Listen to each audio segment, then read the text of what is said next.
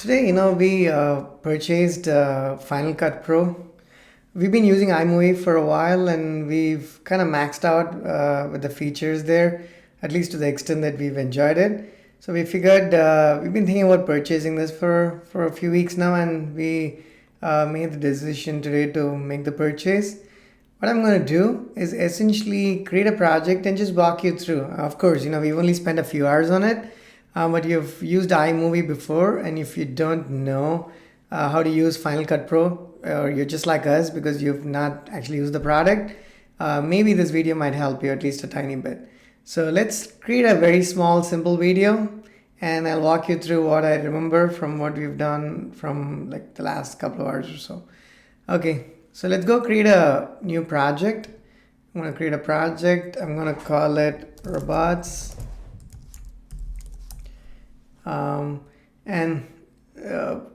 The custom settings, you don't have to muck around with this unless you're doing a vertical video, right? But if you're doing a vertical video for like Instagram or even Facebook mobile or something, then you have to remember to do this, because if you use the automatic settings, you're going to be in a bit of a soup.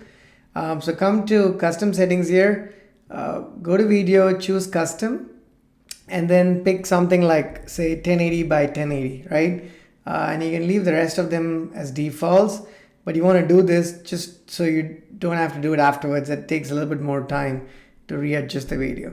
So let's say I go create this project, call it robots.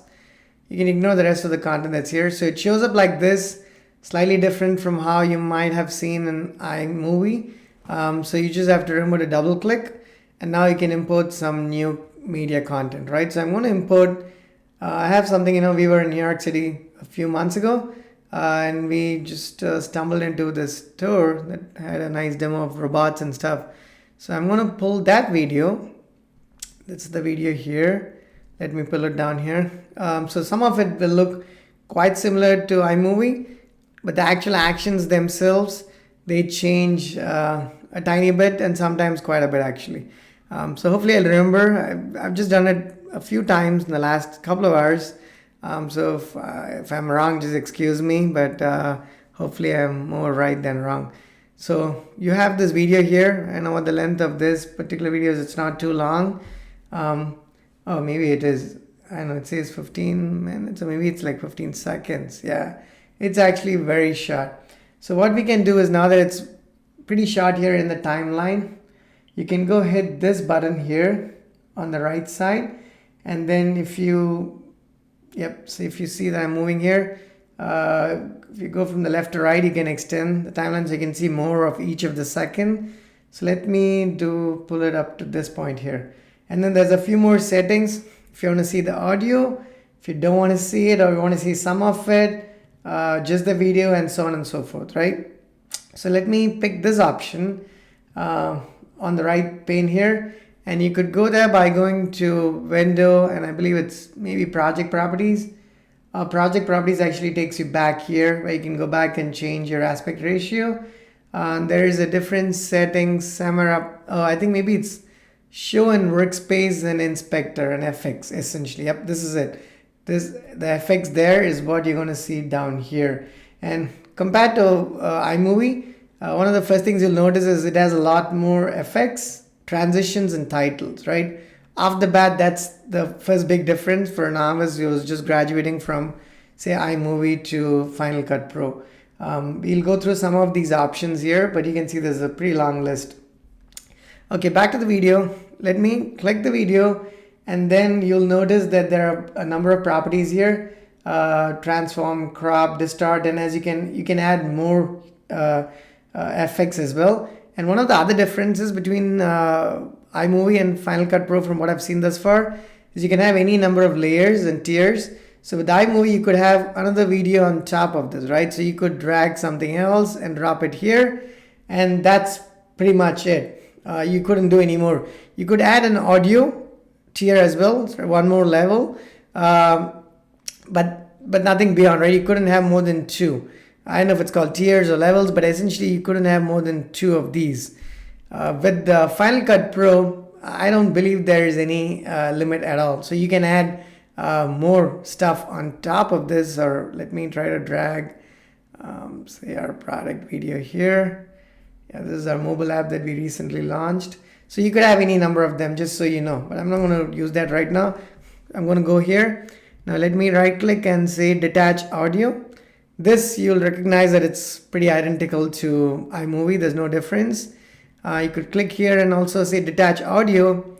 And this part I'm not so sure. I don't know if iMovie's limited it to 2 plus 1 audio clip, or if it's 2 and 2 audio clips. But here there's no bounds. You could do as many as you want. So I'm going to take, I guess, New York, NYC, robots, the sound, and I'm going to just delete this, right? And before we go further, let's just play and see how it goes, right? And let me actually trim this so it doesn't, these two are actually in sync. So I'm going to go back to this timeline here so I can get the full view. I'm going to highlight this and I'm just going to trim it so they are pretty equal, right? And then I'm going to go back here. Go back here and extend it so I can see a little bit more of the timeline. Okay. Now let's say we drag this red line here, the cursor, and we start here. Let's play it. Okay. Of course, we're not seeing the other video at all. That's because you want to do it against on a, you have one video with a green screen or a plain backdrop, and then you have another video on top, and you can do overlays and whatnot. In my example, I just randomly picked 2 of them. But even with this, I believe you could actually do it. What you can do is you can highlight the one on top, and then go to the search here. And actually, I have it in this list, but you could search for keyer. And what we used to call, and you can go to this keying, and then you can pick, there's 2 options here. And if you've used iMovie, you'll remember that I believe it was called, you had the 4 options at the top. It was picture in picture, there was a green drop, and a couple other things. I think a split video and one more, right? So this is, the keyer is kind of similar to that, the green backdrop. So you can drag the keyer and just drop it here. And now, just by virtue of having done that, let's see if we notice any differences. If you notice, it probably picks up, let's see, if I go to, I highlight this and I uncheck here. And if you notice a difference here, you see the Samsung Galaxy, it's nice and blue because it's the actual video. When you use the keyer, you see that the video at the bottom sort of overlays, right? Or the video on top overlays the one at the bottom, which is why you see this. And if it's a green backdrop, you would have seen a lot more. But even with this, you can actually change your strength and you can see more or less of the video below, essentially, right? So you can just try to play with a bunch of these options. Some of them make some difference, some others don't make that much of a difference. But as I'm dragging these, you can tell. And one big difference between iMovie and one of the big differences is you get a lot of customization options. If it's audio, you get an equalizer, not just the titles and these effects, but you can go to any level of customization, and it's actually pretty cool. It gives you further options. It's going to the next level of iMovie video editing, essentially. So we just saw the example of keyer, and you can uncheck it if you don't want it, or you can add it. And let's say we pick something else too. Now that these are not the best videos for the keyer, but it's all right. So let me actually go back here. Let's try something else, right? Let's say we want to pick some other effect, and let's try to place those effects. So let's say we go to maybe lights. You can see these changes here. Lights looks pretty cool for New York, actually. So let me drag dazzle, and I'm going to drop it here. And you notice that it looks pretty nice, actually.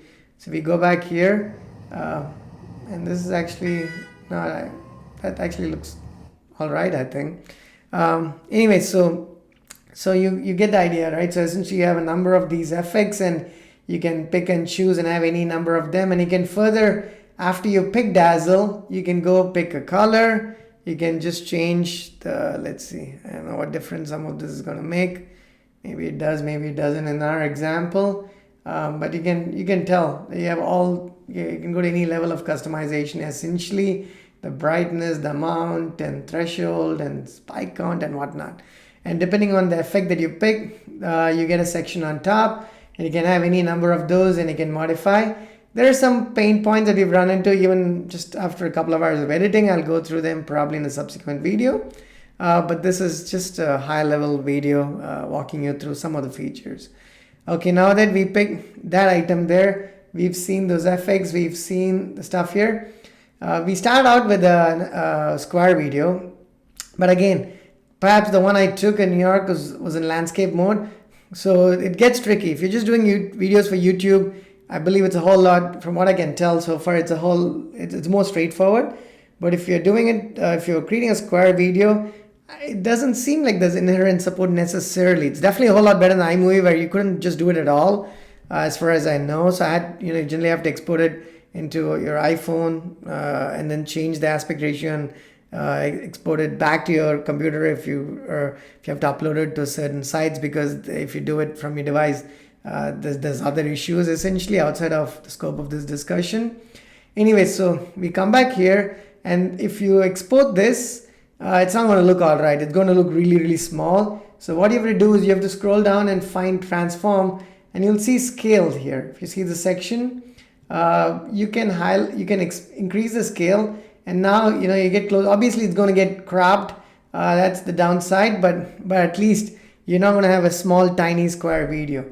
Now you're going to have this, and sometimes if you just want to scale X and scale Y, you could do however you want to do it, and you get all of these options, right? You can just get as creative as you can, things that you couldn't obviously do in iMovie. So let's say I'm just going to leave this one as scale X.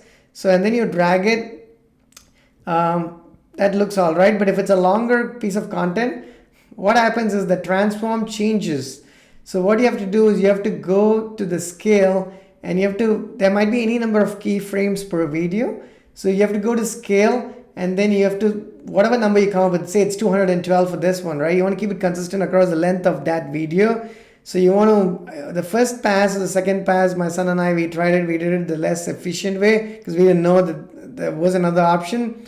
And again, if you try to look for documentation for this, it's going to take forever. So I think it's best to just play with it, maybe watch a quick video, if it's not too long, and then learn from it. That's probably more efficient in my opinion. In any case, you'll have the keyframe show up if there was more than one keyframe, and then you can just hit right next, and then it's going to essentially, you're going to have to hit next and then apply the same 212 actually manually to each of those keyframes. That way your size doesn't keep changing. Otherwise, that is a problem. It took us a few iterations to figure that part out. Again, not something you would generally find in documentation, because it's understandably, it's understandable. It's almost impossible to document a product such as this, because there's so many levels of customization and so many things you could do that one couldn't possibly go through all of it, at least. Anyways, I'm trying to go through as much as I can here. And then you have some of these like transform, crop, and distort, and then the color balance, and then the pace, etc. This is quite similar to iMovie. It just happens to be down below here. iMovie had it at the top. What else can I go through in this? I guess, of course, you can, there's a few options at the top. You can pick a layout that works best for you. We tried a few different ones, and the one you're looking at is the one that we actually like. And maybe before I end the video, I can talk about audio as well. When you click an audio clip, you see these things. You can actually go pick an equalizer, and then you can actually go crazy, right? Just do whatever. If you understand music, if you're unlike me, then you can go pick these options and increase your treble, the bass, and play with it and see what works best. There are a few basic options, but you can do a whole lot more than that. You can adjust your volume, and then if let's say you want, let's say in this particular piece here, I heard what was it? Yeah. Let's say you don't want that noise, right? So it happens at what time here? At maybe time 3. I went a little too far. Let me go back here. Where was it? I thought it was somewhere here. Okay, right there, right? So what I can do is I can essentially I want to split because I want to get rid of that sound or lower it, but I want the sound on the rest of the video. So what I would do is I would keep my cursor here, click this arrow, and I would pick blade, and then you see something like a blade show up. You take it to that point and then you hit it. I know if I hit it correctly, so let me try it again. Let me do Apple Z, and then I think it was right here. Right now I split the clip. Now I'm going to go back to select.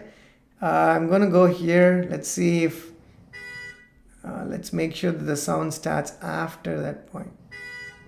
I think so. So what we can do is in this part of the clip, the sound ends here. So I'm going to go back a second later, pick this option, hit blade again, and then I'm going to cut it here. So now I split one clip into 3, and I don't want a sound that's in this particular clip. So I highlight that.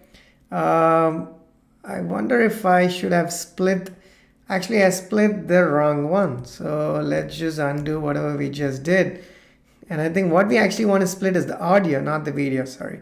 So you go down here to audio, and then you hit, oh wait, did I not highlight the clip? Let me try it again. So you go highlight, oh maybe I did. Maybe when I split the video, did it split the clip? I'm not 100% sure. Maybe it did that. So I go here, and I'm going to do the same thing again. We'll check it out. So we go here. I think I split it, and now let's see if this thing, no, that did not happen as I expected. Let me try it again. I go back here, go to blade, try to take it to the audio clip here.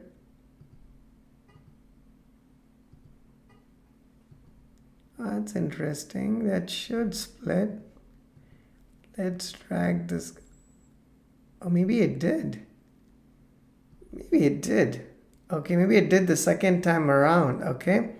Yeah, it's a little bit, the other thing is the fonts are really tiny, as you notice. It's very tiny. So it's a little bit harder. It's not as it was that big in iMovie either, but I feel like there's a lot more options here, and they've squished everything into the space.